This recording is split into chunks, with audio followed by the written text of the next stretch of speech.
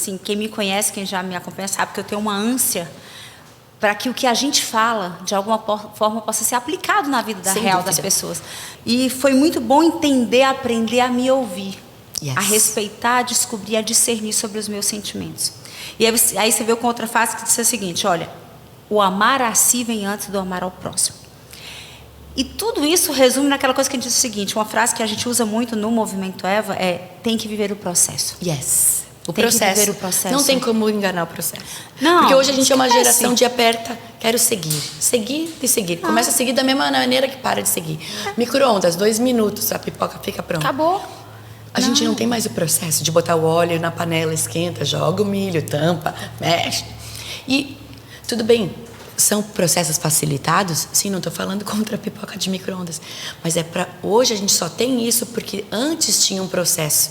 É a evolução. Então, talvez você olhe para mim hoje e você vê, ai, nossa, mas ela está pronta. Ai, a Camila está pronta. Não, mas nós estamos contando processo. Aqui para você. O Eva é sobre isso. É compartilhando processos. Às vezes a gente pensa que chega no fundo do poço, mas é aquela coisa, né? Quando você chega no fundo do poço, tem uma mola. Não tem fundo. Tem uma mola lá, fala assim, ó, sobe de volta, filhinha, que não acabou ainda o que nós temos que fazer aqui. Não acaba, você né? escolhe passar pelo processo. É isso, é pronto. Aí chegou no ponto que eu queria falar. O processo é uma decisão individual. É uma decisão individual.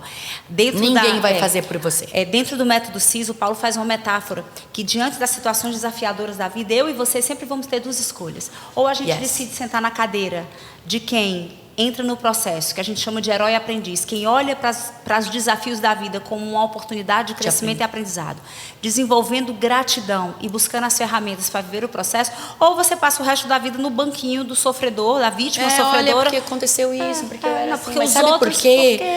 Porque você não sabe como foi a minha infância, olha, as narrativas, você não conhece as narrativas, tudo é narrativa. Muito comigo isso. Tudo é narrativa. Muito. E se a gente aprender a ouvir as nossas narrativas, a gente vai descobrir que aquilo que eu mais falo sobre as áreas que eu tenho mais lutas é o que estão construindo essas áreas de luta. Exato. É tudo narrativa. Quanto mais você fala daquele problema, falar de problema não resolve.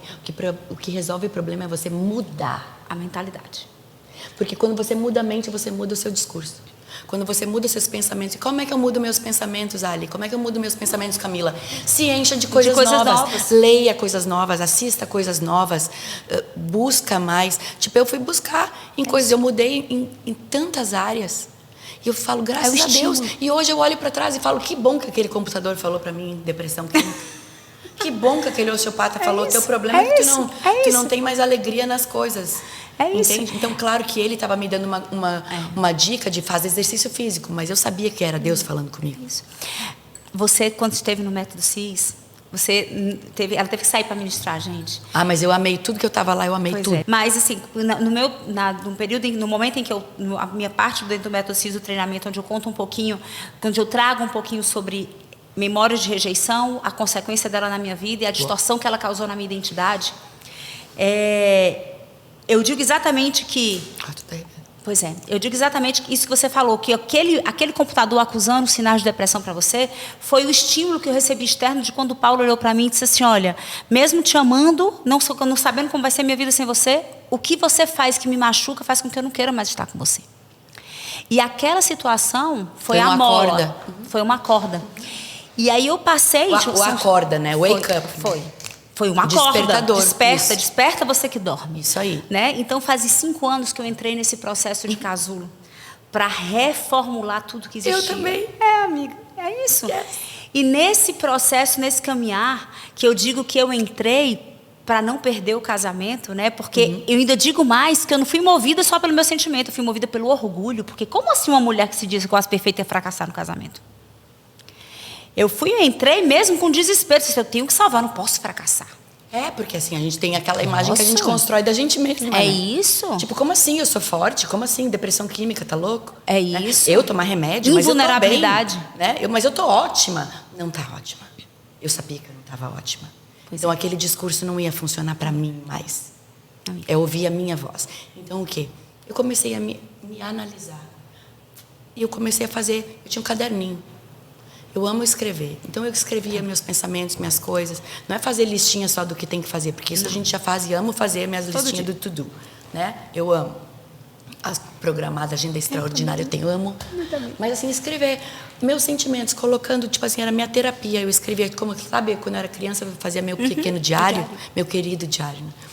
Então eu fazia isso, eu comecei a ver, eu mesmo, lendo a minha história, eu vi eu evoluir. De uma semana para outra, entrando em contato. Eu pensei assim, eu disse, o que é que eu preciso, quais os hábitos que eu preciso mudar? Entrando em contato. Você não, aquela coisa, tem gente que fala assim, eu não quero pensar nisso, depois eu penso. E joga lá na gaveta do nada, na gaveta da bagunça. Uau. Sabe por quê? Porque para se achar, tem coisas que você vai achar que está dentro do lixo. Sabe, quantas vezes eu já fui procurar coisa e falo, não, vou ter que procurar no lixo, vai que eu joguei no lixo. Vou fazer uma confissão sobre isso. Recentemente, olha bem, 5 anos no processo, tá? Tenho meus cadernos de anotação, vivo. Não, eu preciso, eu digo que o meu diálogo interno eu coloco para fora nos meus cadernos. Também. Mas eu acho que deve ter uns 3 meses. Deve ter uns 3 meses, eu estava pegando um voo com o Paulo. E, confessando aqui, de forma vulnerável, confessando, eu sou muito produtiva, tá? E eu sempre usei isso como uma fonte de desculpa para não reconhecer o que eu precisava de mudar. Toda vida que o Paulo vinha dizer assim, você é viciado em estresse, você é viciado em fazer. Não, eu tô trabalhando. Mas você adora ter a sócia desse jeito, né? Você adora a mulher que você só diz assim, cuida disso, cuida disso, cuida disso, eu cuido de tudo. E historinha, narrativa, para fazer... O Rodolfo fala para mim isso, ele fala assim, é um plano, né? É um plano. É um plano para me enlouquecer, né? Olha aí. Acho que é tipo isso. E aí eu entrei no avião, ele olhou pra mim e disse assim, para! Eu disse, meu Deus, o que foi que eu fiz? Sai do celular. Aí ele disse assim, larga o celular. Eu disse, amor, mas eu produzo tanto enquanto eu tô voando, porque eu disparo todas as pendências. Follow-up, quando pousa, todo mundo recebendo WhatsApp, todo o checklist da empresa, eu fiz todo follow-up. Aí ele disse assim, qual foi a última vez que você parou pra ouvir o seu diálogo interno? Eu disse, uau. Você precisa esvaziar a sua mente. Você precisa ouvir o seu diálogo interno. Porque senão ele volta para você como... Primeiro, você não para refletir. Segundo, você não para alinhar as coisas, alinhar os sentimentos. Daqui a pouco você está se ofendendo e se estressando. Nós estamos falando aqui, isso aqui é vida real. Ela está falando eu estou falando de coisa minha, 3 meses. De coisas que acontecem na minha vida. O Rodolfo às vezes fala para mim, você precisa de um momentinho de respirar. Olhem. Entendeu? É um momentinho seu micro momento. Sabe, porque o meu marido surfa. Então ele vai para o mar, eu tenho o silêncio dele. Eu não tenho. Mas às vezes eu preciso do meu momento, para meu diálogo interno. E hoje, Camila, para mim isso é inegociável. Não, eu aprendi, viu? Tem 3 meses que eu também aprendi, porque eu também sou super ativa. E eu ainda tenho TDAH por hiperatividade, né? Déficit de atenção de hiperatividade. Tem não, amiga. É assim. Dizem que tem, né? Isso, dizem que tem. Mas é hiperatividade por quê? Porque fica fazendo muita coisa. Quando eu vejo, eu tô com isso aqui na mão. Isso. Esse outro aqui. E ainda ia mostrar o livro, né? Eu abro a porta do quartinho de bagunça. E peraí que o cachorro tem que ir pro banho. Porque a mulher é assim, a gente é tipo um pombo, né? Faz várias coisas ao mesmo tempo. E não tem problema se você tem o seu momento. Ama o próximo como a si mesmo. E se amar é o quê? Se amar é se cuidar, ser vaidosa? Não. Se amar é se priorizar, se ouvir, se analisar. E o pai corrige o filho que ama. Você se corrigir e ser um pouquinho crítica com você, não pesada com você. Crítica com você, de você falar, peguei pesado aqui. Isso é amor. Você reconhecer que você está um pouquinho workaholic é amor. Você reconhecer que você está um pouquinho fora de forma é amor.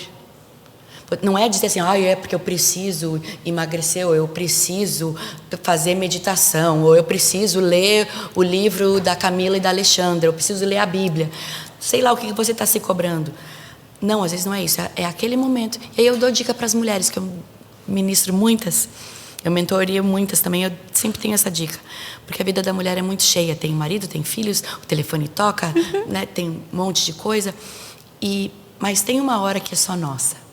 É quando a gente apaga a luz do quarto, o marido já dormiu, os filhos estão dormindo, é você e o seu travesseiro, você e o Espírito Santo, para quem crê nele.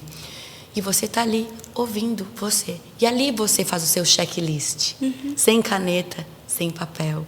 Fala, Senhor, como é que foi hoje? Para mim, eu respiro e eu falo, eu me analiso. Claro que nos primeiros 5 minutos a tua mente está assim, você não foi naquele lugar, você esqueceu de ir na sapataria, não sei o quê. Porque o teu cérebro te lembra das coisas que você esqueceu. Mas não é disso que eu estou falando. É você de se ouvir, como é que você estava hoje? Porque se você não faz isso, começa a cobrar caro. Aí você faz o quê? Compra. Eu já fui compulsiva por compras. Outra coisa que eu nunca falei em lugar nenhum, só talvez algumas ministrações em conferência que eu fui. Eu já, nessa época que eu tive esse diagnóstico de depressão química, eu estava, como é que chama? Compulsão. Isso, compulsão por compras. Compra. É uma compensação emocional. Isso, compensação emocional. Eu comprava um monte de coisa, vivia comprando. Mas assim, não era que eu comprava um monte de coisa cara. Era todo dia tinha que comprar um negocinho, porque aquilo me dava um prazer imediato. É aquela coisa, você compra uma coisa e dá um prazer imediato. É que nem comer um doce maravilhoso, é um prazer imediato. Mas se você sempre cai nisso, você gera culpa. Se você sempre compra, vem culpa. Porque você sabe, você comprou um negócio ontem, você não precisa hoje outro. Você comeu um brigadeiro de colher ontem, você não precisa fazer outro hoje, porque isso vai começar a dar triglicerídeos altos.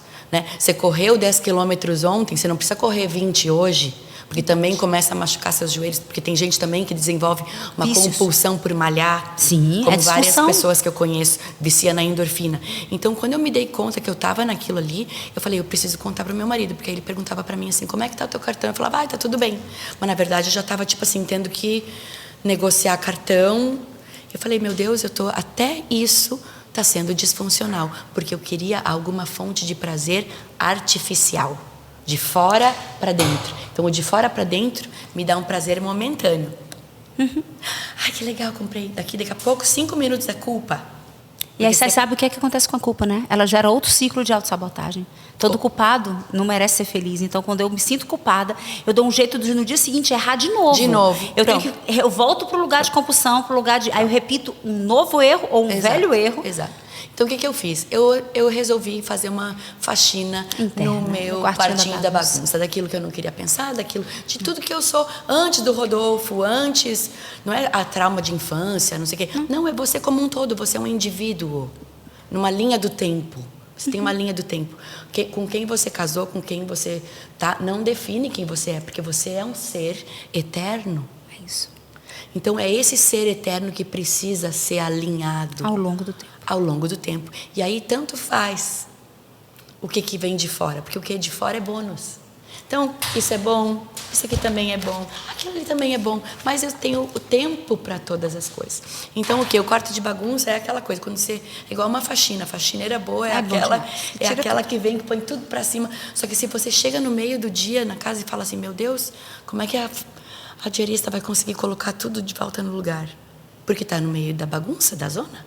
Só que no final do dia, quando está tudo feito, você fala, ainda bem que foi limpo. Assim é a gente. Às vezes a gente tem que entrar em áreas dolorosas. Esses dias eu tive que fazer o teste do Covid para voltar para o Brasil. Né? Agora já não precisa mais, a vacina, né? Mas era na época que precisava ainda o teste. Aí eu fiz o teste e aí o do Rodolfo chegou no e-mail, o meu não chegava, a gente tinha que embarcar e não vinha o meu teste. Aí eu fui lá no balcão e falei assim, o meu teste ainda não chegou. Aí a moça falou assim, você já procurou no lixo do e-mail? Aí eu falei, não. Estava na minha caixa de lixo. Aí naquilo Deus falou comigo. Tem coisas preciosas que a gente precisa para agora, que está lá no lixo. Uau. Que a gente precisa ir lá pegar. Então, assim, eu já perdi uma vez a minha aliança. Eu virei todos os lixos. Quando você está procurando uma coisa desesperada, você não tem nojinho, você não tem nada. Você vira o lixo todo, depois eu arrumo porque você quer achar. Assim foi eu. Eu falei, eu cansei de estar essa pessoa que está definhando viva morta. Né? Não é que teve alguma coisa que aconteceu. Não teve nada palpável, mas eu estava no momento de entrar para o casulo. E aí parece que você vai morrer, mas não vai. Você sai dali mais forte.